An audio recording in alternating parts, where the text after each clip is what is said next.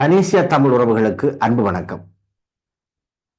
மீண்டும் ஒரு பட்டிமன்றத்தோடு உங்களோடு இணைந்திருக்கின்றோம்.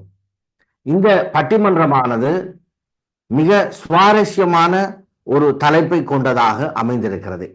இதற்கு முன்பாக நாம் வழங்கிய பட்டிமன்றத்தை நீங்கள் கண்டு ரசித்திருப்பீர்கள் என்று நம்புகின்றோம்.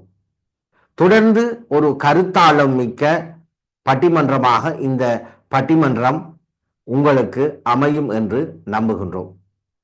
தமிழன் கலைக்கூடத்தினராகிய நாம் இன்று உங்களுக்கு வழங்க இருக்கின்ற பட்டிமன்றமானது செல்வேசிகள் மனித குலத்திற்கு வரம் என்ற தலைப்பிலும், செல்வேசிகள் மனித குலத்திற்கு சாபம் என்கின்ற பட்டிமன்றத்தினை வழங்க வந்திருக்கின்றார்கள் எங்களுடைய கலைஞர்கள். வகையிலே இன்று எங்களுடைய வாழ்க்கையிலே பயன்படுத்துகின்ற பல பொருட்கள் ஆரம்ப காலத்திலே பயன்பாட்டிற்கு இல்லாத பொருட்களாக இருக்கின்றது. சில வேளைகளிலே இது நமக்கு தேவையா என்ற எண்ணம் கூட உங்களுக்கு ஏற்படுவது உண்டு. அப்படித்தான் இந்த செல்பேசிகளும். அவை எங்களுடைய சமூகத்திலே ஏற்படுத்துகின்ற தாக்கங்கள், பாரம்பரியங்கள், நன்மைகள், தீமைகள் என்று பல பக்க விடயங்கள் இருக்கிறது. அவை பற்றித்தான் நாங்கள் இன்று அலசி ஆராய போகின்றோம். அந்த வகையில் செல்வேசிகள் மனித குலத்திற்கு வரம் என்ற தலைப்பிலே வாதிடுவதற்காக நிசாந்தி திவாகர், அதே போல முருகதாஸ் யதுர்சனா ஆகிய இருவர் வந்திருக்கிறார்கள். செல்வேசிகள் மனித குலத்திற்கு சாபம் என்கின்ற தலைப்பிலே வாதிடுவதற்காக ரெஜிதா பத்மநாதன், நிறைய செல்வி கேதீஸ்வரன் ஆகிய இருவர் இணைந்திருக்கிறார்கள் எங்களோடு. முதலாவதாக இந்த செல்வேசிகள் மனித குலத்திற்கு வரமே என்ற தலைப்பில் வாதிடுவதற்காக நிசாந்தி திவாகர் அவர்களை அன்போடு அழைக்கின்றோம். நடுவர் அவர்களுக்கும் மற்றும் என் தரப்பு அணியினருக்கும் என் தரப்பு சார்பாக பேச வந்திருக்கும் சகோதரிக்கும் மற்றும் எதிர்த்தரப்பு அணியினர்களுக்கும் அனீசியா சேனலின் பார்வையாளர்களுக்கும் எனது அன்பு வணக்கம். நடுவர் அவர்களே, அழகாக கூறினீர்கள், மனித குலத்துக்கு தேவையில்லாத பொருட்களும் கண்டுபிடிக்கப்படுகின்றன அப்படி என்ற மாதிரி. இங்க தலைப்பு நான் எடுத்துக்கொண்டு வந்த விடயம், இன்றைய தலைப்பு செல்பேசிகள் வரமா சாபமா என்று. உண்மையில் மனித குலத்துக்கு தேவையில்லாத பொருட்கள் எல்லாம் இங்கு கண்டுபிடிக்கப்படுவதாக எனக்கு தோன்றவில்லை. அந்த வகையில் செல்பேசி வரமாக தான் எமக்கு இருக்கிறது என்ற அணியில் நான் பேச வந்திருக்கிறேன். ஒரு உவமை ஒன்று தமிழில் அழகாக கூறுவார்கள், அன்னப்பட்சி போல சிறந்ததை எடுத்துக்கொண்டு, அதாவது அன்னத்தில் இருக்கும் நீரை தவித்து அந்த பாலை எடுக்கும் அன்னமும் அந்த எண்ணப்பட்சிய சொல்லுவாங்க. அதாவது நல்ல விஷயங்களை எடுத்துக்கொண்டு நாம கெட்ட விஷயங்களை விட்டு விட வேண்டும் என்று. உண்மையில எங்களோட வாழ்க்கையில சந்திக்கிற சிக்கல்களை பிறருக்கு அல்லது பிறருக்கு நாங்கள் வெளிப்படுத்தும் போது, உண்மையா நாங்கள் சில சிக்கல்கள் எங்களுக்கு வரும்போது அதை நாங்கள் வெளிப்புற கருவிகளை காரணம் காட்டி விடுவோம். அது எளிது. ஆனால் நாம் எமது செயல்களில் உள்ள தவறுகளை பார்த்து திருத்திக் கொள்வதுதான் அழகு. அப்படி பார்த்தால் எந்த ஒரு கருவியையும் மனிதன் கண்டுபிடித்தது நன்மைக்காகத்தான் இருக்கும். நாம் பயன்படுத்தும் விதத்தில் தான் அது இருக்கிறது. அந்த வகையில் நான் இந்த தலைப்பில் தொலைபேசி எமக்கு வரம் என்றதை அடுக்கி செல்ல விரும்புகிறேன். உண்மையில் இன்றைக்கு தகவல் பரிமாற்றம் அவ்வளவு வேகமாக வளர்ந்திருக்கிறது. இந்த பிரான்ஸ் மண்ணில் கூட டெலிகிராம் என்கின்ற அந்த சேவையை நிறுத்த போகிறார்கள். ஏனெனில் அந்த விட்டது. மின்னஞ்சல், சமூக வலைத்தளங்கள் மற்றும் உடனடி செய்தியை அனுப்புற செயலிகள், இப்படி மக்களிடையே தகவல் பரிமாற்றமாக இந்த தொலைபேசி வந்திருக்கிறது நமக்கு பெரிய வரம். இன்னும் சொல்ல போனால் கல்வி மற்றும் கற்றல் செயற்பாடுகள், இந்த கற்றல் முறைகளில் செல்பேசியின் பங்கு மிகவும் அவசியமாகவும் மிகவும் முக்கியமாகவும் இருக்கிறது இன்றைய காலத்தில். உண்மையில் கொரோனா காலகட்டத்தை நாம் எடுத்து பார்த்தால் இந்த ஆன்லைன் வகுப்புகள் மூலம் மாணவர்களும் ஆசிரியர்களும் அந்த கல்வி செயற்பாடுகளில் இருந்து விடுபடாமல் அந்த தமது கற்றல் செயற்பாடுகளை நிறுத்தி கொள்ளாமல் இருப்பதற்கு அது பெரிதும் உதவி இருக்கிறது.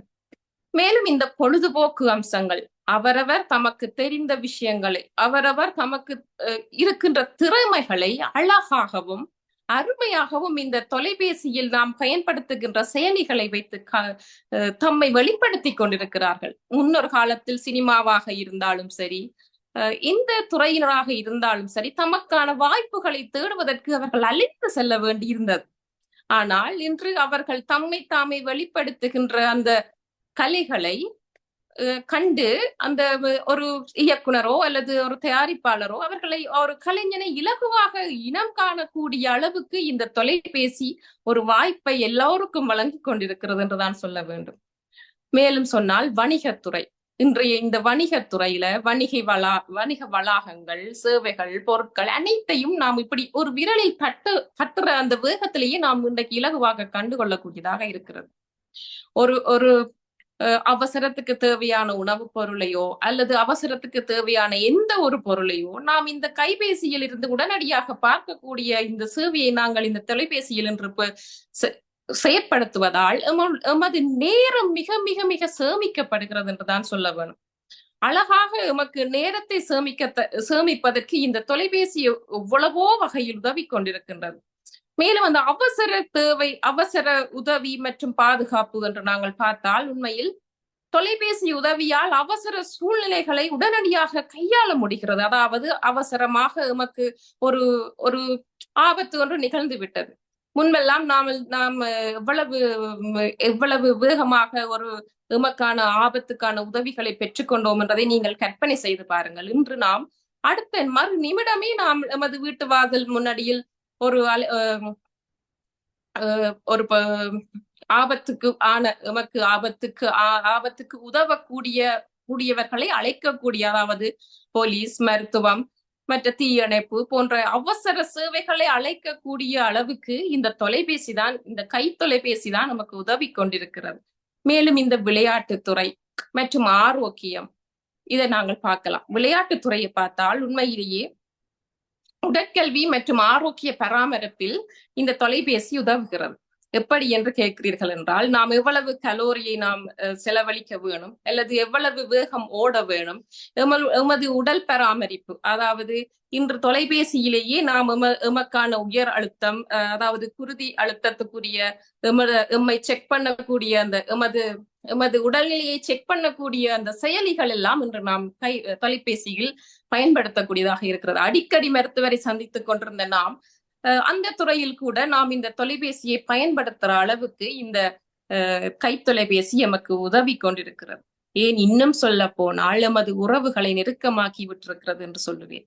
எப்படி என்றால், நாம் இன்று புலம்பெயர்ந்து எமது ஈழத்தமிழர்கள் உலகம் முழுதும் வாழ்ந்து கொண்டிருக்கிறோம். பெற்ற அன்னையரையும் சகோதரர்களையும் திக்கு திசை தெரியாமல் ஒவ்வொரு நாடுகளாக பிரிந்து வாழ வேண்டிய நிர்பந்தத்தில் நாம் ஈழத்தமிழர்கள் என்று இருக்கிறோம்.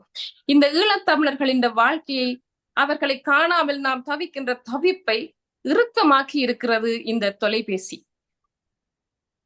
எப்படி என்று உங்களுக்கு நாம் சொல்ல வேண்டிய அவசியம் இல்லை. நடுவரங்கை பெண்ணை தட்டி கொண்டிருப்பதனால் எமது இந்த செல்பேசி எமக்கு வரமே என்று கூறி வாய்ப்புக்கு நன்றி கூறி விடைபெறுகிறேன். ஆமர்களே, நிசாந்தி திவாகர் அவர்கள் செல்பேசிகள் மனித குலத்திற்கு வரமே என்பதற்கு பல எடுத்துக்காட்டுகளை எங்கள் முன்வைத்திருக்கிறார். என்னென்று நாங்கள் பார்க்கின்ற போது, ஆபத்துக்கு உதவுவது என்பது இந்த செல்பேசிகள் தான் என்பது அவருடைய கருத்தாக இருக்கிறது. இன்று நாங்கள் ஒரு இடத்திற்கு அல்லது ஒரு வேலை நிமித்தமாக நாங்கள் செல்லுகின்ற போது கையிலே பணம் இல்லாமல் கூட போகலாம். ஆனால் இந்த செல்பேசிகள் இல்லாமல் போக முடியாது. அந்த அளவிற்கு இந்த செல்பேசிகள் மிகவும் முக்கியத்துவம் வாய்ந்தது. எங்களுக்கு ஆபத்து ஏற்படுகின்ற போதெல்லாம் இவை எங்களுக்கு தொடர்பு கொள்வதற்கு அல்லது அதற்குரிய உதவிகளை பெறுவதற்கு, எங்களுடைய நண்பர்களை அழைப்பதற்கெல்லாம் பயன்படுகிறது என்று சொல்லி அவர் முன்வைத்திருக்கிறார் தன்னுடைய வாதத்தை. அதோடு மட்டுமில்லாமல் ஈழத்தமிழர்களாகி நாம் இன்று புலம்பெயர்ந்து பல இடங்களிலே வசிக்கின்றோம். எங்களை எல்லாம் ஒன்றிணைக்கின்ற ஒரு கருவியாக இந்த தொலைபேசி பயன்படுகிறது என்று அவர் தன்னுடைய வாதத்தை முன்வைத்திருக்கிறார். இதன் மூலம் இவை செல்பேசிகள் மனித குலத்திற்கு வரம் என்பது அவருடைய வாதமாக இருக்கிறது. எதிர்த்தரப்பினர் எப்படி இதனை எதிர்கொள்ளப் போகிறார்கள் என்று நாங்கள் பார்க்க போகின்றோம். அந்த வகையிலே செல்பேசிகள் மனித குலத்திற்கு சாபம்தான், அவை வரமாக எப்பொழுதும் இல்லை. ரோஹிதா பத்மநாதன் அவர்களை அன்போடு அழைக்கின்றோம். எனது அன்பான வணக்கங்கள். இன்றைய தலைப்பு செல்பேசிகள் மனித குலத்திற்கு வரமா சாபமா? இது ஒரு நல்ல தலைப்பு. பல விவாதங்களை முன்னெடுத்து வைக்கக்கூடிய ஒரு தலைப்பு. நான் நிறைய என்னை தயார்படுத்தி கொண்டிருந்தேன் நான். ஆனா என்னுடைய வேலையை இலகுபடுத்தி விட்டார் என்னுடைய எதிர்த்தரப்பினரது சகோதரியாவா. இவ்வளவு நேரம் உவமைகள் நிறைய சொல்லி நிறைய விடயங்களை முன்வைத்து சொல்லியிருந்தா. அப்ப நான் ஏற்கனவே தயார் பண்ணியிருந்ததை விட என்னுடைய தரப்பிலிருந்து வாதாடிய எனது சகோதரிக்கு சில விடயங்களை தெளிவுபடுத்த வேண்டும் என்று நான் நினைக்கிறேன். முதலாவதா உவமை, பாவம் உவமைய வச்சு தன்னுடைய வாதத்தை முதல் தொடங்கினவா. அன்னப்பட்சி போல சிறந்ததை எடுத்துக்கொண்டு கெட்டதை எல்லாத்தையும் விட வேணுமாம். ஆனால் சிறந்ததை மட்டும் எடுத்துக்கொண்டு கெட்டதை விட வேண்டும் என்று சொல்லி சொன்னால் கெட்டதை எல்லாருமே விட்டு விட்டார்களாம். அதாவது தொலைபேசி என்பதனுடைய பயன்பாட்டையே அனைவரும் மறந்து விட்டார்கள் என்று நான் நினைக்கிறேன். தொழில்நுட்ப வளர்ச்சி நாளுக்கு நாள் பெருமளவு வளர்ச்சி பெற்றுக் கொண்டு போகுது. அதே போல மனிதர்களுடைய தேவைகளும் நாளுக்கு நாள் அதிகமாகிக் கொண்டே போகிறது. அதாவது தொலைபேசி தோற்றம் பெற்றதற்கான காரணம் என்ன? தொலைவில் இருப்பவர்களுடன் தொடர்பில் இருப்பதற்காக தோன்றியிருக்கலாம். அதுதான் எங்களுடைய அத்தியாவசிய தேவையாக 19ஆம் நூற்றாண்டுல இருந்தது. 20ஆம் நூற்றாண்டுக்கு வரைக்கும் மார்ட்டின் கூப்பர் என்ன செய்யறார்? அத தொலைபேசிய செல்பேசியா மாத்திட்டார், இயற்றிட்டார். தோற்றம் பெறுகிறது. தொலைபேசி செல்பேசியா தோற்றம் பெறுது. குறுந்தகவல்கள் அனுப்பலாம், விளையாடலாம். அது நாளுக்கு நாள் மாறி மாறி மாறி இப்ப கையடக்க தொலைபேசியா வந்துட்டுது. இந்த ஆன்லைன் கல்வியை பற்றி நிசாந்தினி அக்கா சொன்னவா. இந்த ஆன்லைன் கல்வியால இந்த கற்றல் முறை மிகவும் இலகுவாயிட்டுதான். எனக்கு அது விளங்கல. இந்த விதத்துல அது இலகுவானதுன்னு எனக்கு விளங்கல. அது ஆசிரியர்களுடைய அந்த கற்றலுக்குரிய அந்த வேலைகளை அதிகப்படுத்தி இருக்குதே தவிர அந்த கற்றலை இலகுவாக்கவில்லை. மாணவர்களுடைய கற்றல் அந்த திறமை மழுங்கி போயிருக்குதே தவிர அது எந்த விதத்திலையும் வளர்ச்சி பெறவில்லை என்றுதான் நான் சொல்லுவேன். நீங்க எப்படி என்று கேட்கலாம். இது ஆய்வாளர்களே சொல்லியிருக்கணும். நிறைய நான் நினைக்கிறேன் எதிர்த்தரப்புவாதிகள் பத்திரிகைகள் நிறைய படிப்பதில்லை போல இருக்குது. இந்த கொரோனா காலகட்டத்திற்கு பிறகு, அதாவது தொலைபேசியை பெற்றோர்கள் பிள்ளைகளுக்கு கொடுக்காத காலகட்டம் இருந்தது. ஆனா இந்த கொரோனாக்கு பின்னுக்கு இந்த கொரோனா கால பகுதிகளில் இந்த இணைய வழி கல்வி வீட்டு பாடங்கள், நேர்ல சந்திக்க முடியாத சூழல்கள், வகுப்பறையில பாடம் எடுக்க முடியாத சூழல்கள் என்றோன்னு பெற்றோர்களை இந்த தங்களுடைய பிள்ளைகளுக்கு அந்த தொலைபேசியை கொடுத்து படி என்று விட்டுட்டினான். அப்பத்திய அந்த 2 வருடங்கள் அது ஒரு பெரிய சிக்கலாத்தான் அது இருந்தது. அப்படி அந்த செல்பேசிகள்ல இணையவழி கல்விக்காக பயன்படுத்தப்பட்ட செல்பேசிகள் பிறகு என்னவா மாறுதுண்டா, அதுக்குள்ள போய் இந்த முகநூல் என்று சொல்லக்கூடிய ஃபேஸ்புக், இன்ஸ்டாகிராம், டிக்டாக், யூடியூப் என்று சொல்லி அது பெரிய நிறைய அதுக்குள்ளேயே மூழ்கி போய்விட்டார்கள் மாணவர்கள். அதுக்குள்ளேயே அதிக நேரம் செலவிடவும் ஆரம்பித்துட்டார்கள். குழந்தைகளுக்கு அறிவுரை சொல்ல வேண்டிய பெற்றோர்களே ஒரு பக்கம் பிள்ளைகள் இருந்து விளையாடும் போது பெற்றோர்கள் இன்ஸ்டாகிராம், யூடியூப் என்று சொல்லி தங்களுடைய நேரத்தை செல்பேசிகள்ல அதிகம் செலவிட தொடங்கிட்டனர். அப்ப அறிவுரை சொல்லக்கூடிய பெற்றோர்களை இப்ப கைபேசிகளோட தான் தெரியணும். அது ஒரு பக்கம் இருக்கட்டும். அதே மாதிரி தகவல் பரிமாற்றம் என்றது அதிகமாயிட்டுதான் செல்பேசி அதனால வரமாம் என்று சொல்றான். அதே போல இந்த பொழுதுபோக்கு விடயங்களை பற்றியும் எதிர்த்தரப்புவாதி சொல்றா. என்னண்டா, நிறைய வாய்ப்புகள் இருக்குதாம். தங்களுடைய திறமைகளை வெளிப்படுத்தினமாம். யூடியூப், டிக்டாக் என்று சொல்லி தங்களுடைய திறமைகளை ஒவ்வொன்றிலையுமே வந்து ஆர்வத்தை வெளிப்படுத்தி கொண்டு வரையினமாம். ஆனால் நீங்கள் டிக்டாக்களை திறந்து பார்த்தீங்களா, இன்றைக்கு என்ன சமையல், நான் இன்றைக்கு என்னுடைய அலுமாரியில நான் இவ்வளவு பொருட்கள் வைத்திருக்கிறேன், நான் இன்றைக்கு இவ்வளவுதான் சமைத்திருக்கிறேன், நான் இப்படித்தான் இங்குதான் இந்த கடைகளில் தான் நான் சென்று பொருட்கள் வாங்குவேன் சொல்லி தனிப்பட்ட வாழ்க்கை முறையில வந்து வெளியில உலகத்திற்கு அம்பலப்படுத்தி கொண்டிருக்கிறார்கள். அது ஒரு கவலைக்குரிய விடயமாக நான் பார்க்கிறேன். திறமைகள் வெளிப்படுத்துவது ஒரு பக்கம் இருந்தாலும் அந்த திறமைகளுக்கு அந்த அந்த அந்த லிமிட்டை தாண்டி அவர்கள் வந்து தங்களுடைய தனிப்பட்ட வாழ்க்கையுமே வந்து தனிப்பட்ட வாழ்க்கைக்கும் ஒரு பொது வாழ்க்கைக்குமே வித்தியாசம் தெரியாத அளவிற்கு எங்களுடைய குமுகாயம் வந்து போய்கொண்டிருக்கிறதுன்றது கவலைக்குரிய விடயம். அத எதிர்த்தரப்புவாதி வந்து அது பெருமையா வர சொல்றான். இந்த விளையாட்டுத்துறை என்று வருகிற பொழுது உடற்கல்வி இந்த இதுகள் பார்க்கறதுக்கு சரியா உதவுதாம். செல்போன்கள், செல்பேசிகள் வந்து உதவி செய்யுதாம்.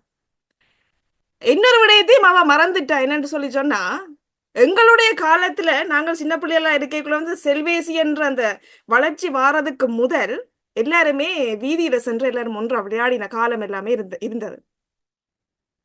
நீங்களே யோசிச்சு பாருங்க. இப்ப இந்த செல்பேசி என்று வந்ததுக்கு பிறகு வீதிகள்ல ஒன்றாக சேர்ந்து விளையாடக்கூடிய பிள்ளைகள் எத்தனை பேரை நீங்கள் பாக்குறீங்கன்னு நீங்கள் ஒருக்கா சொல்லுங்க பாப்போம். கைவிட்டு நீங்கள் எண்ண முடியுமா? நீங்கள் ஒருக்கா சொல்லுங்க. அதுல எப்படி வெளியில நாங்கள் வந்து பிள்ளைகளோட சேர்ந்து விளையாடிய காலம் போய் அது எங்களுக்கு ஒரு உடற்பயிற்சியா இருந்தது. இதை நடுவர் அவர்கள் நீங்கள் வந்து சரியா கவனத்துல கொள்ள வேண்டாம். இது வந்து ஒரு உடற்பயிற்சியா இருந்தது. இப்ப வீட்டுக்குள்ள இருந்து செல்பேசியை கையில வச்சுக்கொண்டு உடற்பயிற்சி செய்யறது அது மிகவும் உதவியா இருக்குதாம். எனக்கு அது விளங்குது. வெளியில போய் வெளிக்காற்று சுவாசிக்காமல் வீட்டுக்குள்ளேயே இருந்து கைபேசியை பார்த்து கொண்டு அதிலே வந்து அதை பார்த்து உடற்பயிற்சி செய்யற காலகட்டத்திற்கு வந்து விட்டோம் நாங்கள். அப்ப எங்களுடைய குமுகாயம் என்பது எந்த அளவுக்கு மாறிக்கொண்டு போகுதோ என்றதை நீங்கள் கவனத்துல கொள்ள வேணும். அதே போல உறவுகளை நெருக்கமாக்கி விட்டதாம். அடுத்த கவலைக்குரிய விடயம், இதுவும் ஒரு கவலைக்குரிய விடயம். உறவுகளை வந்து தொலைதூரத்துல இருக்கிற உறவுகளை எல்லாமே நெருக்கமாக்கி விட்டுட்டுதான் என்று சொல்றான். நீங்க தொலைதூரத்துல இருக்கிற உறவுகளை பாக்குறீங்களே தவிர வீட்டுக்குள்ள இருக்கிற உறவுகளை பற்றி நீங்கள் யோசிச்சீங்களா? சிந்திச்சு பாத்துனீங்களா? அம்மா ஒரு பக்கம் கைபேசி, அப்பா ஒரு பக்கம் கைபேசி, பிள்ளைகள் ஒரு பக்கம் கைபேசி, எல்லாரும் ஒன்றாக இருந்து உணவு உண்ணுகின்றீர்களா? உங்களுடைய மனதை தொட்டு சொல்லுங்க பாப்போம். உணவு உண்ணும் பொழுதும் பக்கத்தில் செல்பேசியை வைத்துக் கொண்டு டிக்டாக் இப்படி தட்டி கொண்டு இருப்பினோம். யூடியூப், பிக் பாஸ் என்ன நடந்தது, டிவி பார்க்க என்ன, தொலைக்காட்சி பார்க்க நேரம் இல்லை, செல்பேசியில வந்து இப்ப எல்லாமே வந்துட்டு. அப்ப சாப்பிடைக்கையும் நேரத்தை மிச்சப்படுத்தினமா, நேரத்தை மிச்சப்படுத்துறதுக்கு செல்பேசியில வந்து பாக்கினோம் எல்லாமே. அப்ப நேரம் முடிவடைஞ்சிருச்சு. ஓகே, என்னுடைய வாய்ப்பிற்கு நன்றி கூறி மீண்டும் சந்திப்போம். நன்றி. ஆமுறவுகளே, விவாதம் நல்ல காரசாரமாக சென்று கொண்டிருப்பதை பார்க்கக்கூடியதாக இருக்கிறது. உண்மையிலேயே ரெஜிதா பத்மநாதன் அவர்கள் பல முக்கியமான விடயங்களை சொல்லியிருக்கிறார். மனித தேவைகளுக்கேற்ப வசதிகளுடைய தேவையும் அதிகரித்து விட்டது என்று அவருடைய வாதம் அமைந்திருக்கிறது. சமூக ஊடகங்களிலே இன்றைய இளைஞர்கள் தங்களுடைய கவனத்தை வைத்திருக்கிறார்கள்.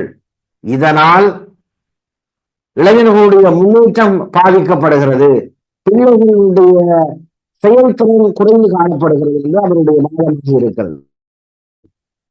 அதே மட்டுமல்லாமல் இந்த தனிப்பட்ட வாழ்வுக்கும் பொது வாழ்வுக்கும் வித்தியாசம் தெரியாமல் அனைத்தையுமே பொது வழியிலே இந்த சமூக ஊடகங்களின் வாயிலாக இளைஞர்களாகட்டும் பெரியவர்களாகட்டும் வெளிப்படுத்துகிறார்கள். இது மிகப்பெரிய அபாயத்தை ஏற்படுத்தக்கூடியது என்று அவர் வாதிட்டிருக்கிறார்.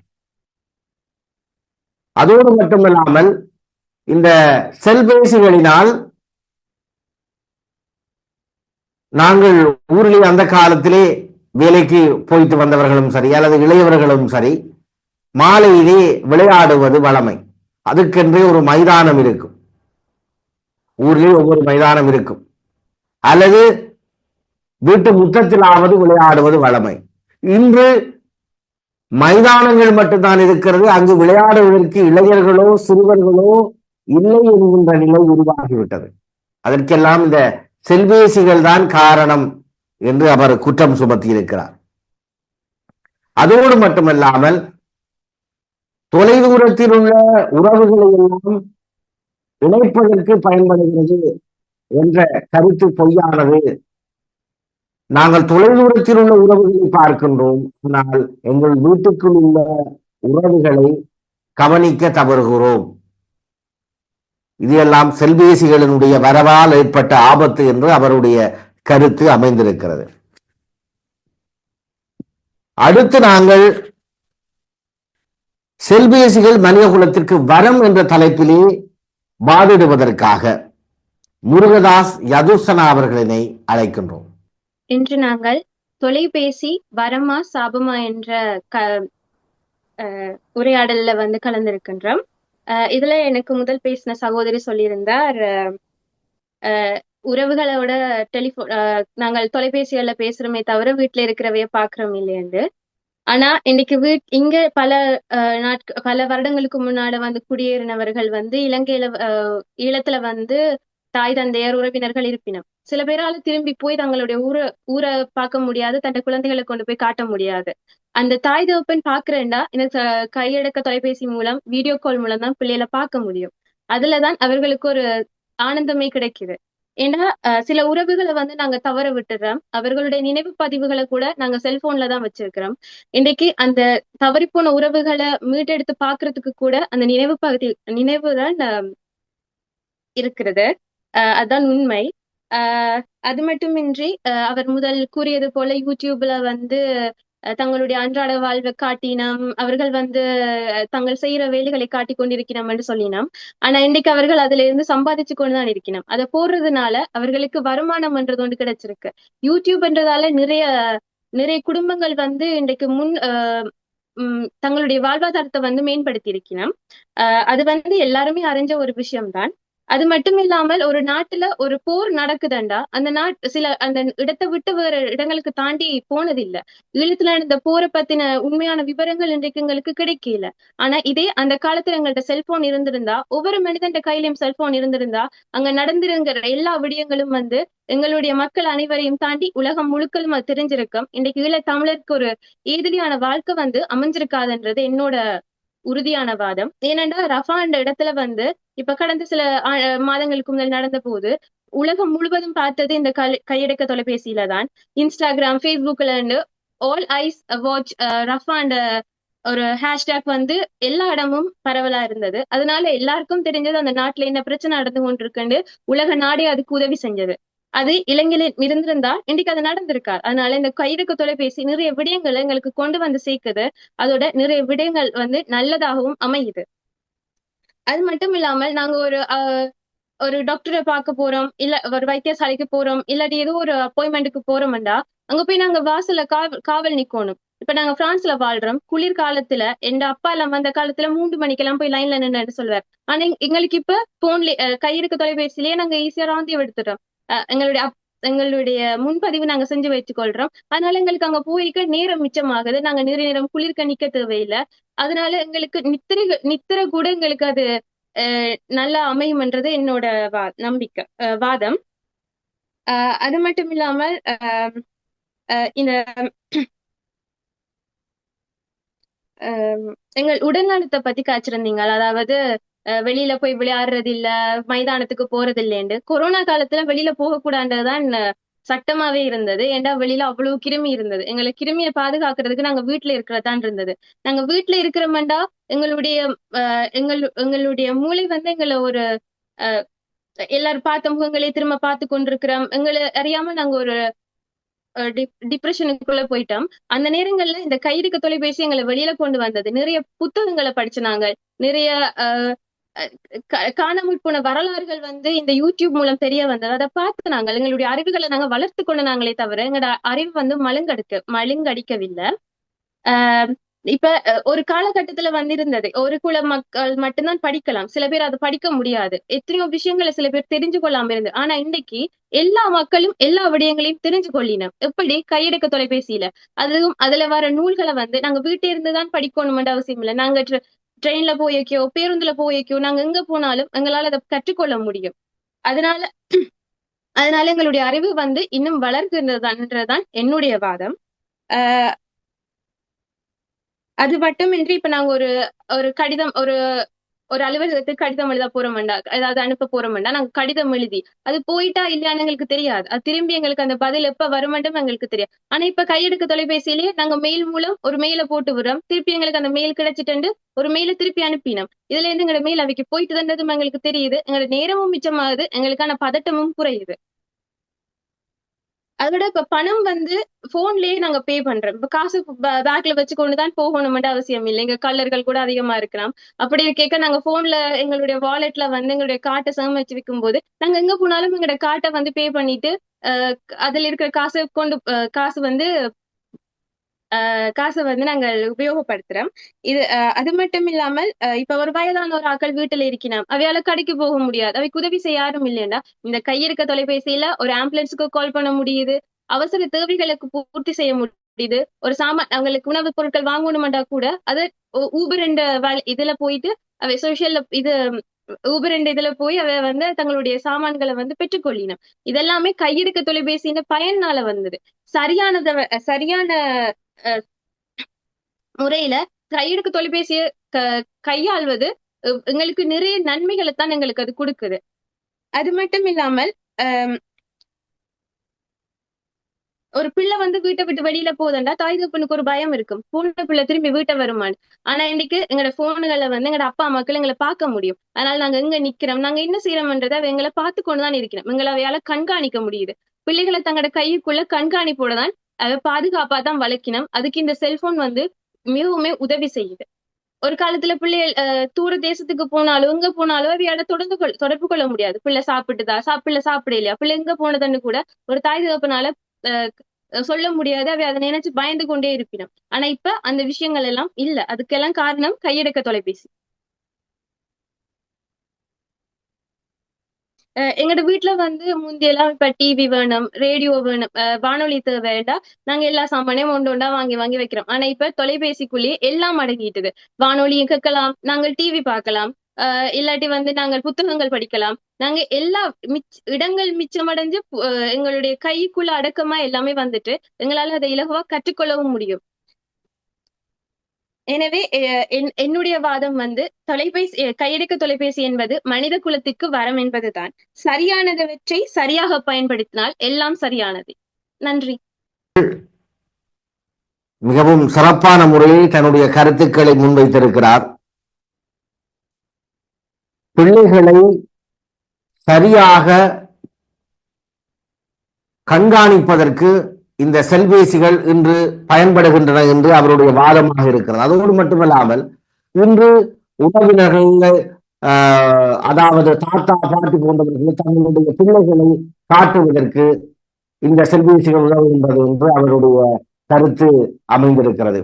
எடுத்துக்காட்டாக நாங்கள் பார்க்கிற போது தாயகத்தில் இருக்கின்றவர்கள் இங்கு வர முடியாது, இங்கு இருக்கின்றவர்கள் அங்கு செல்ல முடியாது என்று சில பேருக்கு சூழ்நிலைகள் அமைந்திருக்கிறது. அவர்களுக்கெல்லாம் இது ஒரு மிகச்சிறந்த வரப்பிரசாதமாக அமைந்திருக்கிறது என்பதில் நாங்கள் ஒரு இடத்திலே நேரக்கணக்காக மணிக்கணக்காக சென்று வரிசையிலே நிற்க தேவையில்லை, முற்பதிவு செய்து கொண்டு செல்வதற்கு இது பயன்படுகிறது என்று சொல்லியும் மன அழுத்தத்தை இந்த செல்பேசிகள் குறைக்கிறது என்றும் அவருடைய வாதமாக இருக்கிறது. அதோடு மட்டுமல்லாமல் முக்கியமான ஒரு கருத்தை சொல்லியிருக்கிறார்கள் என்று சொல்லி சொன்னால், இந்த செல்பேசிகள் போர் எவ்வாறு நடைபெறுகிறது, போரினுடைய கொடூரத்தை உலகுக்கு காட்டுவதற்கு பயன்படுகிறது என்று அவருடைய கருத்திலே ஒரு விடயத்தை குறிப்பிட்டிருந்தார்.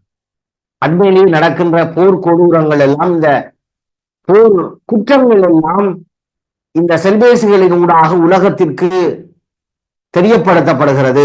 இதனால் அங்கு ஒரு விழிப்புணர்வு ஏற்படுகிறது.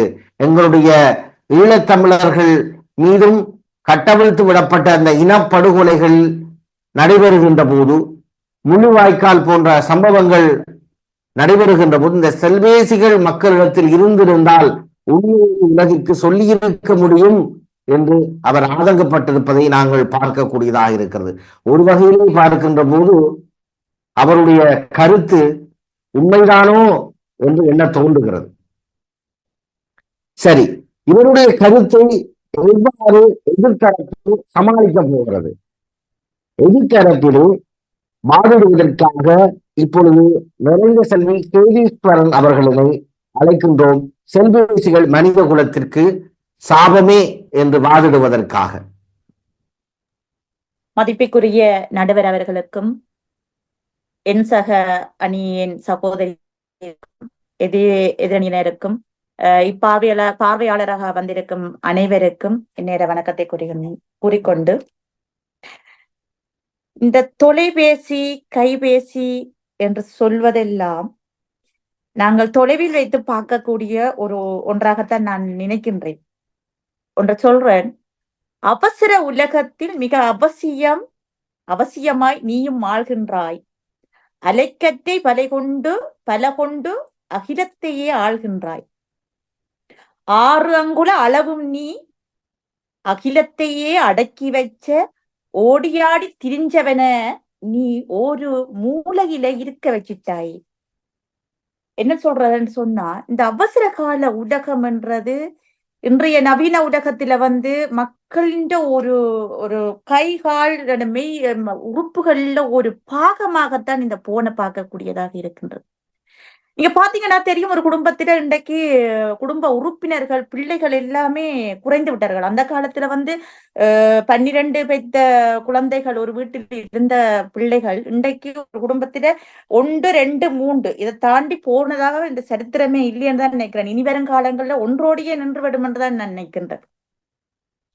ஆனா இது இப்படி போற கட்டத்துக்கு நாங்க ஒரு ஆளாகி இருக்கிறோம் என்று சொன்னா அதுக்கு ஒரு காரணம், முக்கிய காரணம் எங்களோட 6வது விரல் என்று சொல்லலாம். இந்த 6வது விரலாக ஒரு 11வது விரலாக இருக்கின்ற அந்த தொலைபேசி ஒரு முக்கிய காரணமாக இருக்கின்றது. ஒவ்வொருத்தரையும் தனித்தனியா பிரிச்சு விட்டுருது. கணவன் மனைவியா இருக்கட்டும், பிள்ளைகள் உறவுகளாக இருக்கட்டும், எல்லாரையுமே தனித்தனியா பிரிச்சு கொண்டு போய் ஒரு மூலையில உட்கார வைக்கக்கூடிய ஒரு மிகப்பெரிய ஒரு சாதனமா இருக்கு என்று சொல்றதைத்தான் நான் இந்த மனிதனுடைய வாழ்வில இந்த தொலைபேசி வரமா சாபமாகன்றதுல நான் சாபம்தான், இது வரம் இல்ல சாபம்தான் என்றதைத்தான் நான் கதைக்க வந்திருக்கிறேன். அதாவது மூளையில ஒரு குடும்பத்துல ஒவ்வொருத்தரையும் பிரிச்சு வைக்கின்ற ஒரு சாதனம் வரம் என்று நாங்க சொல்ல மாட்டோம், சாபம் என்றுதான் நாங்க சொல்லுவோம். என்று சொன்னா இப்ப இந்த தொலைபேசிகள் விதம் விதமாக கண்டுபிடிக்கின்றது. அந்த காலத்துல ஒரு நோக்கியான்னு சொல்லி ஓகே தொலைவில் இருந்தவரை தொடர்பு கொள்ளக்கூடிய மாதிரி இருந்தது, ஒரு சாதாரணமா உரையாடக்கூடியதாக இருந்தது. ஆனால் இப்போது 2010ஆம் பிறகு வந்திருக்கின்ற அந்த தொலைபேசிகள் எல்லாமே நேரடியாக பார்த்து ரசிக்கக்கூடியதாக இருக்கின்றது. எல்லாத்தையும் போய் பாபா சொன்ன மாதிரி ஜதுசன்னா என்னுடைய எதிர்கட்சி தரப்பில் இருந்தவா சொன்னவா, யூடியூப்பா இருக்கட்டும், டிக்டாக் மூலமாக இருக்கட்டும், நிறைய சம்பாதிக்கணுமாம், நல்லா வந்திருக்கீனமாம் எல்லாரும் என்று சொல்லி நல்லா வந்திருக்கீனம். ஆனா அதால வர பாதிப்புகளை நீங்க பார்த்திருக்கிறீங்களா? கணவன் மனைவி கிடையாது. இப்ப வெளிநாட்டுல இருக்கிற ஒரு கணவனுக்கும் புலம்பெயர் தேசத்துல ஸ்ரீலங்கா இலங்கையில இருக்கின்ற ஒரு மனைவியும் தொடர்பாடல்ல இருக்கீனம். ஒரு சந்தேகங்களும் ஒரு தீராத ஒரு வியாதியாகவும் அது மாறிக்கொண்டிருக்கின்றது. அதாவது கணவன் மனைவிக்கிடையில் ஒற்றுமை அங்கு நிலவவில்லை, ஒரு சந்தேகம் எழக்கூடிய ஒரு பிரச்சனையாகவே மாறிவிட்டது. தற்கொலைக்கு தூண்டுற ஒரு சாதனமாக கூட இந்த தொலைபேசிகள் மாறிக்கொண்டிருக்கின்றது. அது மட்டும் இல்ல, இன்றைக்கு ஒவ்வொரு வீடுகள்லயும் குழந்தைகளை பாத்தீங்கன்னு சொன்னா எல்லாரும் இந்த கொரோனா காலங்கள்ல தொலைபேசி வந்தது ஒரு மிகப்பெரிய ஒரு நல்ல ஒரு விடயம் என்ற மாதிரி எல்லாம் சொல்லியிருந்தீங்க. ஆனா அந்த கொரோனா காலத்துக்கு பிறகுதான் இந்த தொலைபேசி என்றது இனிலியொன்று ஒரு ஒவ்வொரு வீட்டிலையும் ஒரு மிகப்பெரிய ஒரு வியாதியாக ஒரு நோயாக மாறிவிட்டது என்றுதான் சொல்லலாம். அந்த நோய் எங்க கொண்டு போய் இனி வரும் காலங்கள்ல கொண்டு போய் விடப்போகுது, எங்களுடைய சந்ததிகளை கொண்டு போய் விடப்போகுதுன்றது ஒரு கேள்விக்குறியாகத்தான் எனக்கு இருக்குது. இன்றைக்கு இந்த இந்த போன் கார்டு மூலமா செல்வ, அதாவது நபிக்கோ, அதாவது பயண அட்டைகளாக இருக்கட்டும், எங்களுடைய பேங்க் அட்டைகளாக இருக்கட்டும், இல்ல ஒரு முக்கியமான தகவல் ஒரு கடிதங்களாக இருக்கட்டும், இல்லாட்டி டிக்கெட்டுகளாக இருக்கட்டும், எல்லாத்தையுமே நாங்க போன்கள்ல இறக்கி வச்சிட்டோம். அது அந்த போன் துளைஞ்சிட்டு அதுக்கு பிறகு யார் அந்த இத அனுபவிக்க போறது? அந்த லொஸ்ட யாரு எதிர்கொள்ள போறீங்க? அப்ப இதெல்லாம் நல்லதண்டு இல்லை, இது வரம் இல்லை, இது சாபம். இப்ப நாங்க அந்த காலத்துல ஒரு இடத்துக்கு போறோம்னு சொன்னா, ஒருத்தரை சந்திக்க போறோம்னு சொன்னா அவரை பற்றி நலம் விசாரிப்போம், அவரை பற்றி ஒரு நல்லது கெட்டதுகளை தெரிஞ்சு கொள்ளுவோம், என்ன பற்றி அவர் தெரிஞ்சு கொள்றது, ஒரு அரவணைப்பு இருந்தது, அன்பு இருந்தது, பாசம் இருந்தது, எல்லாமே இருந்தது. ஆனா இப்ப இந்த தொலைபேசி மூலமா இருக்குதான்னு கேட்டா இல்லவே இல்லை. பக்கத்துல இருக்கிற மாதிரி இருக்கு, நீங்களும் நானும் கதைச்சு கொண்டு இருக்கிறோம், பக்கத்துல இருக்கிற மாதிரி இருக்குது. ஆனா உண்மையான அந்த அன்பு பாசத்தோட இருக்கிறமான்னு கேட்டா இல்ல. தொலை தூரத்துல எல்லாரும் இருக்கீனம், ஓகே, பக்கத்துல இருக்கிற மாதிரி இருக்குது, பார்க்கக்கூடிய மாதிரி இருக்குதுன்றெல்லாம் நீங்க சொல்லியிருந்தீங்க ஜதிசனா, என்னுடைய எதிர்கட்சித்த இருந்தவா சொல்லியிருந்தவா. புலம்பெயர் தேசத்துல இருக்கிறவர் இங்க அம்மா தாத்தாக்கள் எல்லாரையும் நாங்க சந்திக்கக்கூடிய மாதிரி இருக்கு, பார்க்கக்கூடிய மாதிரி இருக்கு, கலந்துரையாடக்கூடிய மாதிரி இருந்தது அப்படின்னுலாம் சொல்லியிருந்தவா. ஆனா உண்மையிலுமே அந்த உண்மையான பாசத்தை நாங்க அப்படியே வெளிப்படுத்துறோம், உண்மையாவே கட்டி அணைச்சு நாங்க கொஞ்சம் ஒரு முத்தத்தை கொடுக்கக்கூடிய மாதிரி இருக்குதா? அந்த ஏக்கமே ஒரு மூலவியாதியை கொண்டு வந்துருது. அது உண்மையா நேர போய் சந்திச்சு அவர்களோட உரையாடுற அந்த உரையாடல் இதுல கிடைக்குமா? அந்த சந்தோஷம் கிடைக்குமா? உண்மையான சந்தோஷமா இருக்குமென்னு நினைக்கிறீங்களா? இந்த போன் மூலமா கிடைக்கிற சந்தோஷம் உண்மையான சந்தோஷமா? இல்லவே இல்லை. பொய்யான வாழ்க்கை, இயந்திர வாழ்க்கையை நாங்க வாழ்ந்து கொண்டிருக்கின்றோம். தொலைவில் இருந்து ஏதோ ஒன்றை நாங்க பாக்குறோம். இப்ப படங்கள் மூலமா அவர் சொல்லியிருந்தா நாங்கள் கைபேசி மூலமா ஒரு நூல்களை படிக்கிறோம், ஒரு நல்ல தெரியாத விடயங்களை தெரிஞ்சு கொள்ற மட்டும் சொல்லியிருந்தவா. ஆனா ஒரு புத்தகத்தை படிக்கிற மாதிரி அந்த நல்ல ஒரு விடயம் இந்த தொலைபேசியை பாக்குறதால கிடைக்குமா? தொலைபேசியை பாக்குறதால ஒன்று உடலியல் ரீதியான நாங்க பாதிப்பை எதிர்கொள்றோம், ஒன்று உளவியல் ரீதியான பாதிப்பை நாங்க எதிர்கொள்வோம். இந்த சின்ன பிள்ளைகள் உளவியல் ரீதியா எத்தகைய மாற்ற பாதிப்புகளுக்கு ஏற்படுகிறது நாங்க பார்க்கின்ற போது, மூல வளர்ச்சி குன்றிய பிள்ளைகளாக இனி வரும் காலங்கள்ல வரலாம்.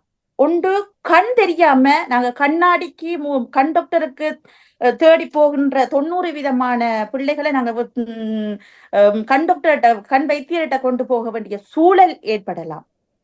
நரம்பு தளர்ச்சி ஏற்படுகின்ற சூழல் ஏற்படும் இனி வரும் காலங்கள்ல. என்ன காரணம் வேண்டா, இருந்த ஒரே நிலையில அப்படியே இருந்தா அப்படியே இருக்கிறது, இருந்த ஒரே பொசிஷன்ல இருந்தோண்டு அப்படியே ஒரு தொலைபேசிய பார்த்து கொண்டிருக்கின்ற ஒரு பிள்ளைக்கு முள்ளந்தாண்டி பிரச்சனை ஏற்படுது. மூல வளர்ச்சி குன்றிய பிள்ளைகளாக வளர்கின்றார்கள். உடலியல் ரீதியான மாற்றங்கள் இவ்வாறாக உடலியல் ரீதியான மாற்றங்கள் இருக்கின்றது. உடம்பில் எவ்வாறான மாற்றங்கள் ஏற்படுகின்ற சொன்னா, உடம்பில் இவ்வாறான மாற்றங்கள் ஏற்படுகின்ற போது உளவியல் ரீதியான மாற்றங்கள்ல ஒரு மன அழுத்தங்களை கொண்டு வருகின்ற ஒரு காலப்பகுதியாகத்தான் நாங்கள் இந்த தொலைபேசியை பார்க்கின்றோம். அந்த வகையில் மனித குலத்தில் ஒரு சாபக்கேடாகத்தான் இந்த தொலைபேசி, அதாவது கைபேசியை நாங்கள் பார்க்கின்றோம் என்பதை கூறிக்கொண்டு, என் கைகளை விலங்காக்கி கண்களை கைது செய்யும் மாய கண்ணாடிதான் இந்த கைபேசி என்பதையும் நான் கூறிக்கொண்டு நல்லதொரு வாய்ப்புக்கு நன்றி கூறி விடைபெறுகின்றேன். நன்றி, வணக்கம். நுழைந்த செல்வி அவர்கள் சதமாரியாக குற்றச்சாட்டுகளை முன்வைத்திருக்கிறார். என்னன்னு சொன்னால், இந்த செல்பேசிகள் தற்கொலைக்கு தூண்டுகின்ற ஒரு ஆயுதமாக தற்பொழுது மாறிவிட்டது என்று சொல்கின்றார். அதே போல கொரோனா காலத்திலே இந்த செல்பேசிகளுடைய பாவனை அதிகரித்ததன் காரணமாக தற்பொழுது கொரோனா நோய் கட்டுப்பாட்டுக்குள் வந்துவிட்டது. ஆனால் இந்த செல்பேசிகள் என்கின்ற வியாதி தொற்றிவிட்டது என்று அவர் குற்றம் சாட்டியிருக்கிறார். செல்பேசிகளிலே நாங்கள் அனைத்தையும் சேமித்து வைப்பதனால் அவை தொலைந்தால் நாம் அவற்றினை மீளப் பெறுவதிலே பல்வேறு சிக்கல்களை எதிர்நோக்குகின்றோம்.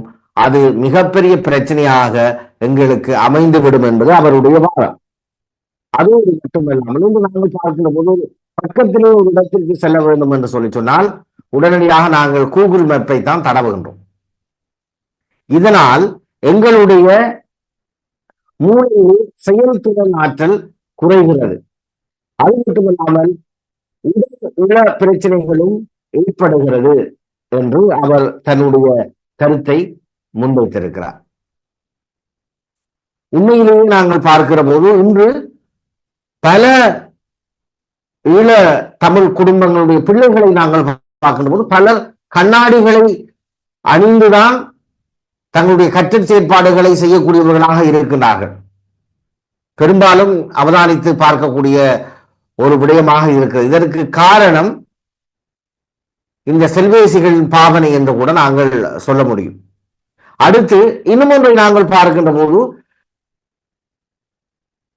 கணவனும் வேலைக்கு செல்கின்றார், மனைவியும் வேலைக்கு செல்கின்றார், தாத்தா பாட்டி போன்றவர்களும் வேலைக்கு செல்கின்றார்கள். அவ்வாறு இருக்கின்ற போது சிறுவர்களை பார்ப்பது மிகவும் கடினமான ஒரு விடயமாக இருக்கிறது. அதுவும் தாத்தா பாட்டி இல்லாத குடும்பங்களிலே இன்னும் ஒரு சுமையுடைய ஒரு விடயமாக இருக்கிறது. ஆகவே சிறுவர்களை பிராக்கு காட்டுவதற்கு அந்த காலத்திலே தாய் உணவு ஊட்டுகின்ற பொழுது உணவு இல்லாத பிள்ளைக்கு நிலாவை பிராக்கு காட்டி உணவினை ஊட்டுவார். ஆனால் இப்போது பல இடங்களில் நான் பார்த்ததுக்கு இந்த செல்வேசிகளை குறித்து தான் பிள்ளைகளுக்கு உணவு ஊட்டுகிறார்கள். அதாவது பிள்ளை குழப்படி என்றால் உடனே கொடுப்பது சூப்பு போத்தல் அல்ல.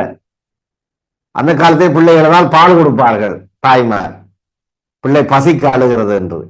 இன்று செல்வேசிகளைத்தான் கொடுக்கின்றார்கள். இது பல இடங்களிலே அவதானிக்கக்கூடியதாக இருக்கிறது. நீங்களும் அவதானித்திருப்பீர்கள். இதெல்லாம் மனித குலத்திற்கு மிகப்பெரிய சாபம் என்று இவர்களுடைய கருத்து அமைந்திருக்கிறது. மீண்டும் இந்த செல்வேசிகள் மனித குலத்திற்கு வரம்தான், அவை சாபமாக ஒரு காலமும் இருந்ததில்லை என்று வாழ்வதற்காக மீண்டும் நாங்கள் நிசாந்தி திவாகர் அவர்களினை அழைக்கின்றோம். உவமை என்று எழுத்தரப்பு சகோதரி எனக்கு சுட்டி காட்டியிருந்தார். மீண்டும் ஒரு உவமை கூறுகிறேன். எய்தவன் இருக்க அம்பை நோவானேன் என்று அழகாக சொல்லுவார்கள். சாதனம் என்னவோ நமக்கு பெறமாக கண்டுபிடிச்ச கையில தந்தா அதை பயன்படுத்த தெரியாம மனிதர்கள் நாங்கள் பயன்படுத்தி கொண்டு அதை போய் சாபம் என்று தூக்கி போட முடியுமா? எப்போதுமே அந்த எய்தவன் இருக்க அம்பை நோவானேன் என்ற மாதிரி இந்த தொலைபேசி வரமாக கையில இருக்க அதை பயன்படுத்த தெரியாமல் நாம் அதை போய் வாதாடி கொண்டிருக்கிறோமே, அதை போட்டு அது சாபம் என்று சொல்லிக் கொண்டிருக்கிறோமே. அந்த சாபமாக பயன்படுத்துபவர்கள் மனிதர்கள் நாங்கள். இன்று எம்மை இந்த சூழலில் இணைத்திருக்கிறது இந்த அலைவரிசைக்கு நாம் ஒரு சிறந்த நிகழ்ச்சியை கொடுப்பதற்கும் இந்த செல்பேசி தான் நமக்கு உதவி கொண்டிருக்கிறது நடுவரை. அதை நீங்கள் கவனத்தில் கொள்ள வேண்டும். நேரத்தை நிர்ணயிக்க தெரியாம இருக்கிறோம் நாங்கள் இன்றைக்கு. தொழில்நுட்பம் வளர்ந்து கொண்டேதான் செல்கிறது. மனிதன் ஆரம்ப காலத்தில் இலைகுலைகளை அழிந்து கொண்டு கற்காலத்தில் வாழ்ந்த காலத்திலேயே இன்று இருந்திருக்க முடியுமா? கூறுங்கள் பார்க்கலாம். மனிதன் வேகமாக தனது நாகரிகத்தில் வளர்ந்து கொண்டு தொழில்நுட்பத்தில் வளர்ந்து கொண்டே இருக்கிறான். நாங்கள் வளர்ந்து கொண்டே இருக்கிறோம். தொழில்நுட்பத்தை எமது தேவைகளை கருதி நாங்கள் வளர்ந்து கொண்டே போகும்போது அதற்கேற்ற மாதிரி எம்மையும் வளர்த்து கொள்வது அவசியம். தொழில்நுட்பம் இன்றைய ஒரு நுண் செயலியில் வந்து நிற்கின்றது. அனைத்துக்குள்ளும் நுண் செயலி இருக்கிறது என்று. அனைத்து செயற்பாட்டையும் நுண் செயலி எம்மை கூர்ந்து கவனித்துக் கொண்டிருக்கின்றது. நாம் செய்யும் இந்த செயற்பாட்டை கூட செயலி கவனித்துக் கொண்டுதான் இருக்கின்றது. அப்படி இருக்க அந்த செயலிகள் கூறுகிற அறிவுறுத்தல்களை நாம் பின்பற்றுவதில்லை. தொலைபேசியில் 1000 செயலிகளை நாங்கள் பயன்படுத்துகிறோம். அத்தனை செயலிகளுக்கும் பின்னால் அறிவுறுத்தல்கள் நிறைய இருக்கின்றது. அந்த அறிவுறுத்தல்களை உங்களில் எத்தனை பேர் படித்து விட்டு அந்த செயலியை நீங்க பயன்படுத்துகிறீர்கள்? யாருமே நாம் பயன்படுத்துவதில்லை. டிக்டாக்காக இருக்கட்டும், சமூக வலைத்தளங்களாக இருக்கட்டும், அழகாக அதை தன்னுடைய அறிவுறுத்தல்களை சொல்கிறது. நாம் அதை படிப்பதில்லை. செம்மறியாட்டு கூட்டம் போல ஒருத்தர் ஒன்று செய்தால் அதை தொடர்ந்து பின்னுக்கு வரிசையா செய்து கொண்டு வருவோம். அவன் அதுல சம்பாதிக்கிறான், அவனை விட நான் இன்னும் சம்பாதிக்கணும் என்ற எண்ணத்தை தான் வச்சுக்கிறோமே ஒழிய அதை எப்படி சரியாக பயன்படுத்துவது என்பதை நாம் கவனிக்கிறோமா? அழகாக அவரமாக இருக்கிற ஒரு விஷயத்தை எப்படி மாற்றி போடுகிறோம் என்று கவனிக்க வேண்டியது நாங்கள். எங்களுடைய நேரத்தை நிர்ணயிக்க வேண்டியது நாங்கள். நேரத்தை நிர்ணயித்து வாழ தெரியாவிட்டால் எல்லாமே போயிடும். நேரம் பொன்னானது. அதே போல இந்த இந்த செல்பேசியை ஏதுவான இடங்களில் நாம் பயன்படுத்துவதில்லை. வாகனம் ஓடும் போது பயன்படுத்துகிறோம், ஒரு அமைதியாக இருக்க வேண்டிய வைத்தியசாலையில் பயன்படுத்துகிறோம். அது யாருடைய தவறு? செல்பேசியின் தவறா? நாம் அந்த அறிவுறுத்தல்களை மந்தைகள் போல பின்பற்றாமல் இருப்பதுதான் அதனுடைய தவறு. மற்றது நாம் சிறார்களுக்கு அறிவுறுத்த வேணும். சிறார்களுக்கு நிலவுக்கு சோறு ஊட்டுவதை போல போனை காட்டி ஊட்டுறதை பற்றி எல்லாம் நடுவர் அவர்கள் கூறியிருந்தார். உண்மையிலேயே சிறார்கள் குழந்தைகள் பிறந்த உடனேயே உங்களுக்கு ஸ்கிரீன் டைம் எவ்வளவு கொடுக்க வேண்டும் என்ற அறிவுறுத்தல்கள் வைத்தியர்களாக தரப்படுகிறது. அதை கேட்காம விடுவது பெற்றோர்களின் தவறு அல்லவா? பெற்றோர்களும் போய் குழந்தைகளை வளர்க்கின்ற பொறுப்பில் இருந்து தவறி அதை பெற்றோர்கள் போனை ஒரு விளையாட்டு பொருளாக பிள்ளையிடம் கொடுப்பது, குழந்தைகளிடம் கொடுப்பது, அது அவர்களுடைய தவறு. அதற்காக நாம் செல்போனை எப்படி நாம் தவறாக கூறிவிட முடியும்? மற்றும் உலக சனத்தொகை பெருக்கத்தை பற்றி எல்லாம் நிறைந்த செல்வி சகோதரியர்கள் கூறியிருந்தாரா? இன்றைக்கு உலக சனத்தொகை அதிகரித்துக் கொண்டுதான் இருக்கிறது என்று ஆய்வுகள் சொல்லிக் கொண்டிருக்கிறது.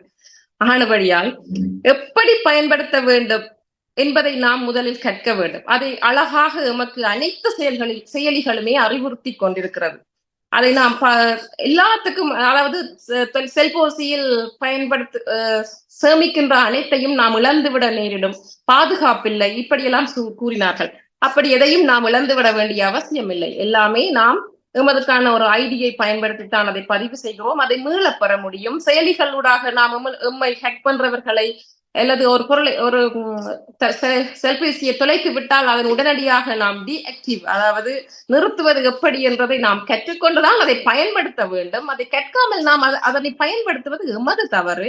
மற்றும் பேங்க், வங்கிகளில் நாம் எல்லா பதிவுகளையும் வங்கிகள் எல்லாம் வைத்திருக்கிறோம் என்று சொல்றோம். இன்றைக்கு வங்கிகள் அதற்கான இணையத்தில் திருட்டுக்குரிய காப்பீடுகளை கூட வங்கி எமக்கு செய்கிறது. நாம் செய்ய வேண்டிய நிலைமைக்குள் தான் இருக்கின்றோம். அதனால் இன்று செல்பேசி எமக்கு வரம்தான். இன்னும் சகோதரி அவர்கள் கூறியிருந்தார், ஏக்கத்தை கூட்டுகிறதாம் இந்த தொலைபேசி. உண்மையில் நான் அகதி. என்னுடைய அம்மாவை பார்த்து 8 வருடங்கள். எனக்கு இந்த செல்பேசி இல்லை என்றால் எனக்கு இன்னும் ஏக்கம் அதிகரித்திருக்கும். தினமும் நான் காலையில் இருந்து மாலை வரை என்னுடைய செயல்களை அப்பப்போ தோன்ற நேரம் எல்லாம் எனது அம்மாவுடன் பேசுவதற்கு எனக்கு ஏற்படுத்தி கொடுத்திருக்கிறது இந்த தொலைபேசி தான். மேலும் நூலகம்.org அதை நான் பதிவு செய்ய விரும்புகிறேன். நூல்களை சேகரித்து சேமித்து பெரிய ஒரு நூலக பெட்டகத்தை எமக்கு இணையத்தில் தந்திருக்கிறது இந்த இணையம். அது ஒரு பெரும் முயற்சி. ஈழத்தமிழர்களாக எமக்கு அனைத்து புத்தகங்களையும் நாம் தரவிறக்கம் செய்து அதை பிரிண்ட் எடுத்து நீங்கள் படிக்கணும். போனை பயன்படுத்துகிறீர்கள். உங்களுக்கு நூலகம் போல போனில் கையில் சிறிய உள்ளங்கைக்குள் அத்தனை நூல்கள் உங்களுக்கு கிடைக்கிறதே பெரிய விஷயமாக இருக்கிறது. ஆகையால் பயன்படுத்த வேண்டிய முறையில் நாம் அதற்குரிய முறையில் நாம் பயன்படுத்தாமல் அதை சாபம் என அருமையான வரமாக கிடைத்த செல்பேசியை நாம் குறை கூறி கொண்டிருப்பது தவறு என கூறி வாய்ப்புக்கு இடமளித்ததுக்கு நன்றி கூறி விடைபெறுகிறேன். அந்த வகையிலே நிசாந்தி அவர்கள் பல முக்கியமான கருத்துக்களை கூறி தன் தரப்பிற்கு ஆதரவாக பல விடயங்களை எங்கள் முன்னே வைத்திருக்கிறார். 8 வருடங்களாக பார்க்க முடியாத தன்னுடைய அம்மாவை அவருடன் தொடர்பு கொண்டு பேசுவதற்கு இந்த செல்பேசிகள் தான் மிகவும் துணை இருக்கின்றன என்பது அவருடைய கருத்தாக இருக்கிறது. இந்த எந்த கண்டுபிடிப்புமே எப்பொழுதுமே நன்மையும் இருக்கும், தீமையும் இருக்கும். ஆனால் அவற்றை சரியாக பயன்படுத்த வேண்டும். செல்பேசிகளை நாங்கள் சரியாக பயன்படுத்தாமல் அது சாபம் என்று சொல்லிக் கொண்டிருக்கின்றோம் என்று அவர் தன்னுடைய கருத்தை முன்வைத்திருக்கிறார். இதனை எதிர்த்து கருத்திடுவதற்கு செல்பேசிகள் மனித குலத்திற்கு சாபம் என்று கதைப்பதற்காக ரிஜிதா பத்மநாதன் அவர்களை அழைக்கின்றோம். இவர் இறுதி பேச்சாளர். எப்படி இந்த கருத்தினை நிறைவு செய்ய போகின்றார் என்பதை நாங்கள் பார்க்கலாம். மீண்டும் சந்திப்போம் என்று சென்றிருந்தேன்.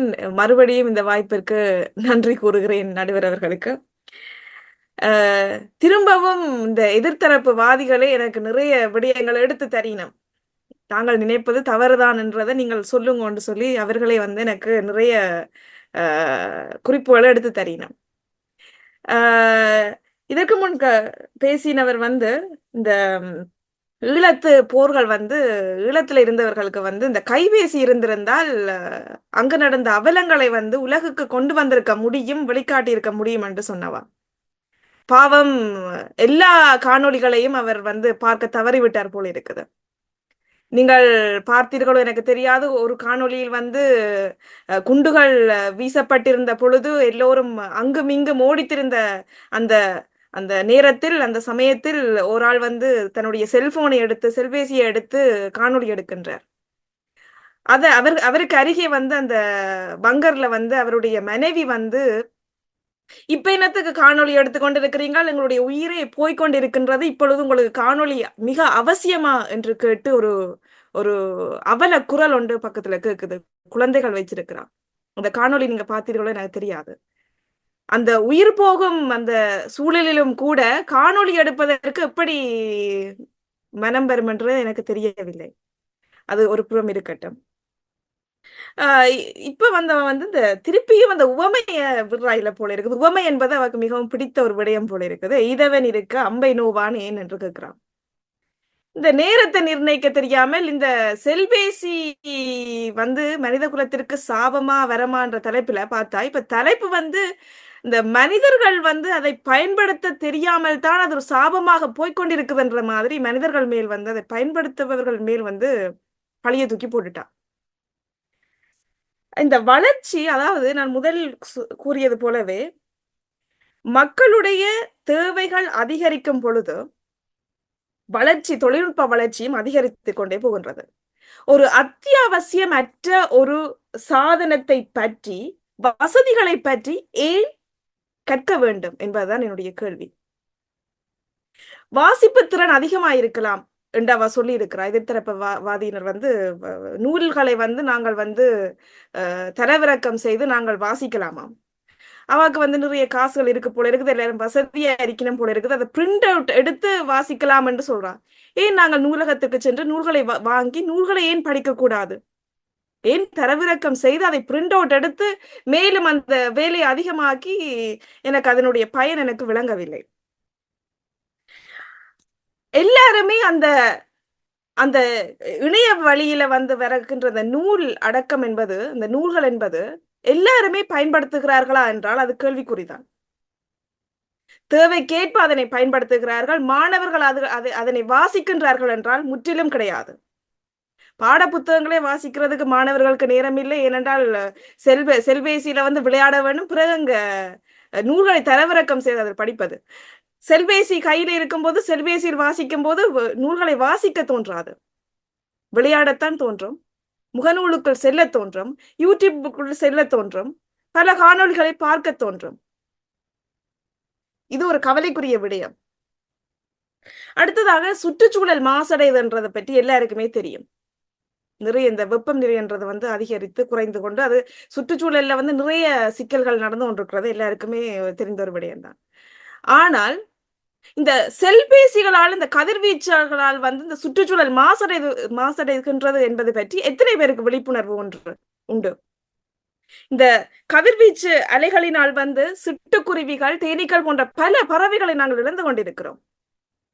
தற்காலத்தில் அவ்வகையான உயிரினங்களை இழந்து கொண்டிருக்கிறோம். எதிர்காலத்தில் ஒரு காலகட்டத்தில் நாம் எம்மையை இழந்து விடுவோம். அதுதான் உண்மை. இந்த கதிர்வீச்சுகளால வந்து இந்த மூளை பாதிப்புகள்ல இருந்து ஒரு சிறு குழந்தைகளுக்கு கூட இவ்வளவு பாதிப்புகள் இருக்குதுன்றது வந்து அறிவியல் ஆராய்ச்சி மூலமே நிரூபித்திருக்கின்றார்கள் பல ஆய்வாளர்கள். நிறைய விபத்துகள் நடந்திருக்கின்றத அதனையே சுட்டிக்காட்ட விரும்பவில்லை என்பது எனக்கு தெரியவில்லை. இதுல ஒரு சின்ன விபத்தை பற்றி நான் சொல்ல விரும்புகிறேன். இந்த பெற்றோர்ல பிழை இருக்குதுன்னு சொல்றா, அது உண்மைதான், இல்லைன்னு நான் சொல்லல. 2015ஆம் ஆண்டு டெக்சாஸ்ல ஒரு விபத்து ஒன்று நடக்குது. 3 குழந்தைகள் நீர் தடாகத்துல வந்து மூழ்கி இறந்து போனார்கள். தாய் எங்க என்று கேட்டா, தாய் பக்கத்துல இருந்து செல்போன் பார்த்து அந்த பிள்ளைகள் வந்து நீர் தடாகத்துல இருந்த அவ்வளவு நேரமும் தாயார் வந்து செல்போன்ல வந்து காணொளிகள் பார்த்து கொண்டு மகிழ்ச்சி அடைந்து கொண்டிருந்தாராம். இந்த 3 குழந்தைகள் பாவம் நீர் தடாகத்தில் மூழ்கி இறந்து போனார்கள். செல்போன் இருப்பதால் தான், செல்பேசிகள் இருப்பதால் தான் இவ்வாறான விபத்துகள் நடக்கின்றன. மனிதர்களை சொல்லி ஒரு பிரயோசனம், ஒரு பயனுமே இல்லை. வசதிகள் கூட கூட அதனை பயன்படுத்தத்தான் தோன்றும். அவ்வாறான வசதிகளை தவிர்ப்பதுதான் நமக்கு நல்லது. அது மட்டுமன்றி இளம் தலைமுறையினரும் தனிப்பட்டு விட்டார்கள், தனிமைப்படுத்தப்பட்டு விட்டார்கள் என்றுதான் கூற வேண்டும். கண்ணில்லாத குழந்தைகள் போல் அந்த செல்போன், அந்த செல்பேசிகள், இணையத்தை பயன்படுத்தி கொண்டு அதற்குள்ளே மூழ்கி கிடக்கின்றார்கள். வெளி உலகம் என்பது அவர்களுக்கு தெரியவில்லை. இது ஒரு எச்சரிக்கையான, ஒரு ஆபத்தான விடயம் கூட, இது ஒரு கவலைக்குரிய விடயமும் கூட. ஆகவே செல்போன் என்பது, செல்பேசி என்பது மனித குலத்திற்கு சாபம் தான் என்று சொல்லிக்கொண்டு இவ்வாய்ப்பிற்கு நன்றி கூறி விடைபெறுகின்றேன். நன்றி. பட்டிமன்றத்தை நிறைவுக்கு கொண்டு வருகின்ற தருணமாக இருக்கிறது. ரஜிதா அவர்கள் பல முக்கியமான கருத்துக்களை சொல்லியிருக்கிறார். இந்த செல்பேசிகளினால் சுற்றுச்சூழல் பாதிக்கப்படுகிறது, இதனால் சிட்டுக்குருவிகள் அழிந்து போகின்றது, எதிர்காலத்திலே மனித குலமே அழிவடையக்கூடிய ஒரு சூழ்நிலை இந்த செல்பேசிகளினால் வரும் என்பது அவருடைய வாதமாக இருக்கிறது. இப்பொழுது இவர்கள் வாதிட்ட வாதத்திற்கு நாம் சரியான பதிலை அளிக்க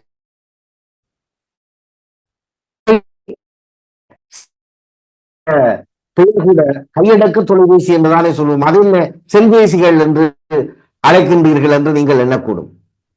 இந்த செல்பேசிகள் என்ற சொற்பதத்தை நாங்கள் பார்க்கின்ற போது செல்லுகின்ற இடமெல்லாம் நாம் கொண்டு செல்வதனால் அது செல்பேசி என்று அழைக்கலாம் தமிழில் என்ற ரீதியிலே நாங்கள் இது இன்று செல்பேசிகளை நாங்கள் அழைத்துக் கொண்டிருக்கின்றோம், இந்த கையடக்க தொலைபேசிகளை. உண்மையிலேயே இந்த விஞ்ஞானிகளுடைய தொழில்நுட்ப சாதனங்களுடைய கண்டுபிடிப்பு என்பது அளப்பரிய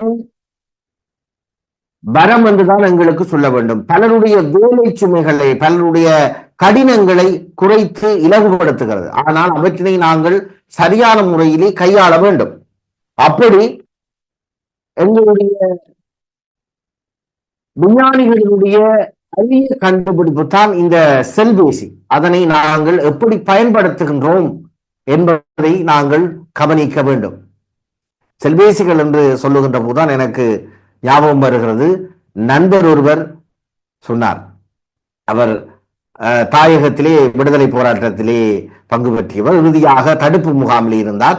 தடுப்பு முகாம் ஆரம்பத்திலே தடுப்பு முகாமில் இருக்கின்ற போது இந்த செல்பேசிகள் பயன்படுவதற்கு அனுமதி அளித்திருந்தார்கள் தடுப்பு முகாமில் இராணுவத்தினர். அவர்கள் எதற்காக அந்த செல்பேசிகளை அனுமதித்தார்கள் என்பது எல்லோருக்கும் தெரியும். என்னன்னு சொல்லி சொன்னால், இவர்கள் வெவ்வேறு இடங்களிலே தடுத்து வைக்கப்பட்டிருக்கிறார்கள் போராளிகள். அப்ப இவர்கள் ஒருவருக்கொருவர் தொடர்பாளர்களை மேற்கொள்ளுகின்ற போது அங்கே நடைபெறுகின்ற அந்த தொடர்பாளர்களை ஒட்டு கேட்பதனூடாக பல தகவல்களை அறிந்து கொள்ள முடியும், ரகசியங்களை அறிந்து கொள்ள முடியும் என்பது அவர்களுடைய. ஆனால் இந்த செல்பேசிகளுக்கு தாயகத்திலே இந்த போராளிகள் செல்பேசிகளுக்கு பதிலாக போக்கி என்றொன்றை பயன்படுத்துவார்கள். அதிலே உரையாடுகின்ற அந்த உரையாடல் நாங்கள் சாதாரணமாக உரையாடுகின்ற உரையாடலுக்கு நேர் எதிர்மாறாக இருக்கும். பலர் அதனை அறிந்திருப்பீர்கள், அந்த தாயகத்தில் இருந்தவர்களுக்கு கூடுதலாக தெரியும்.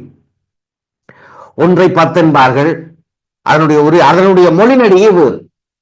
அப்பொழுது இவர்கள் செல்பேசிகளிலுமே இந்த தடுப்பிலே இருக்கின்ற அந்த போராளிகள் செல்பேசிகளிலுமே அப்படி பேச வைக்கிறார்கள். இதனால் ராணுவத்தினருக்கு படுகொலை என்ன 1 10 என்றார்கள், 10 20 என்றார்கள், அப்படி பேசுறார்கள், இப்படி பேசுறார்கள். சரியான தகவல்களை அவர்களால் எடுக்க முடியாமல் போய்விட்டது. அவர்களுடைய எண்ணம் சரிவர ஈடுகிறவில்லை. உடனடியாக செல்பேசிகளை எல்லாம் ஒப்படைக்க சொல்லி அன்றிலிருந்து செல்பேசிகள் பயன்படுத்துவதற்கு தடை விதித்து விட்டார்கள். இப்ப என்ன சொல்ல வருகிறேன் என்று சொல்லி சொன்னால், நாங்கள் பயன்படுத்துகின்ற விதம் இருக்கிறது அல்லவா, அது சரியாக இருக்க வேண்டும்.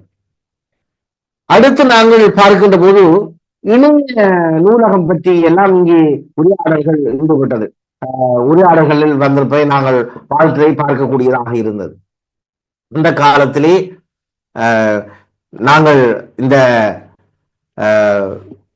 நூலகங்கள் பயன்பாட்டுக்கு வருகின்ற போது, பயன்பாடுகளில் மிகவும் கூடுதலாக இருந்தபோது என்னுடைய தந்தையார் மிகவும் அதிகமாக நூல்கள் வாசிப்பார். அப்ப தந்தையார் நூல்களை எடுத்துக்கொண்டு வந்து வீட்டில் வைத்திருக்கின்ற போது நான் அந்த நூல்களை எடுத்து வாசிப்பேன். வாசிக்கின்ற மிகவும் கடினமா தொடர்ந்து வாசித்தால் கண்ணால் கண்ணீர் ஒழுகும். என்ன சொல்லுச்சுன்னா, இந்த தந்தையார் மீண்டும் கொண்டு ஒப்படைப்பதற்கு முன்பாக நான் வாசிக்க வேண்டும்.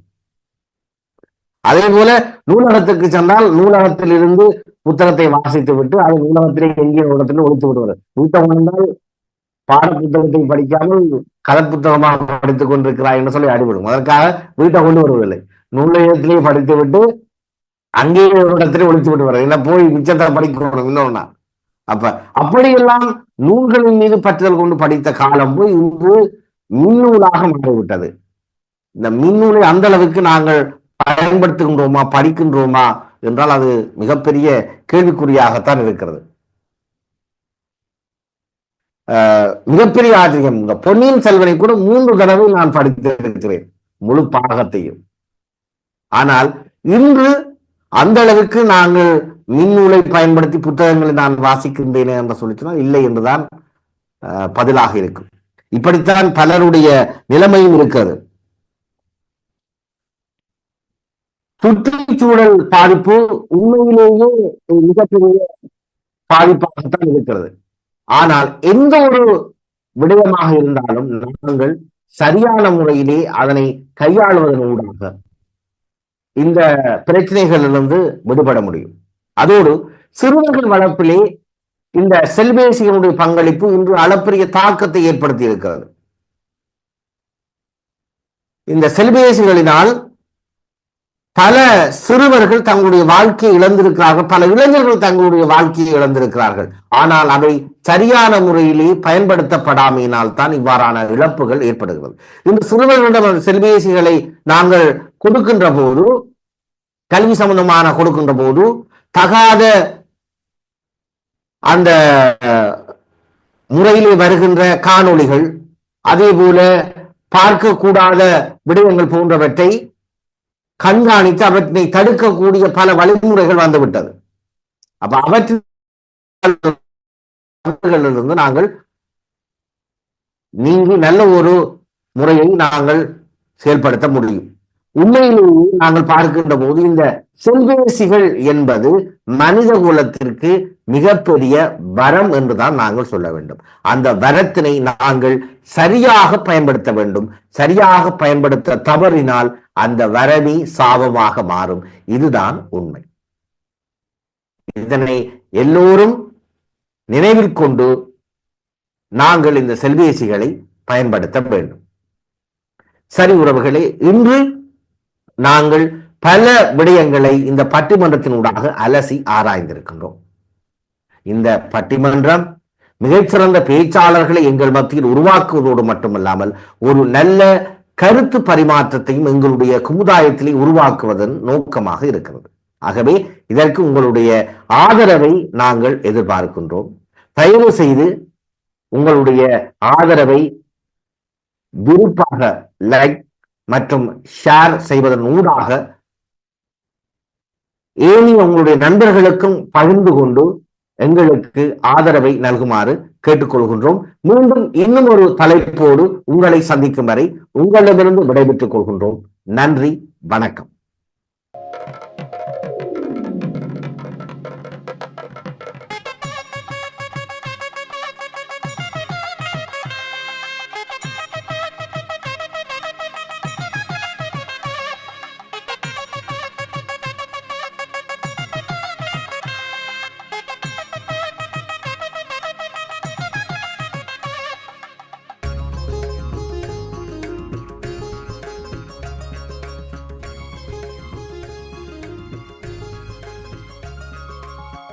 மூசிகனே மூல பரம்பொருளே எங்கள் முக்கண்ணன் புத்தி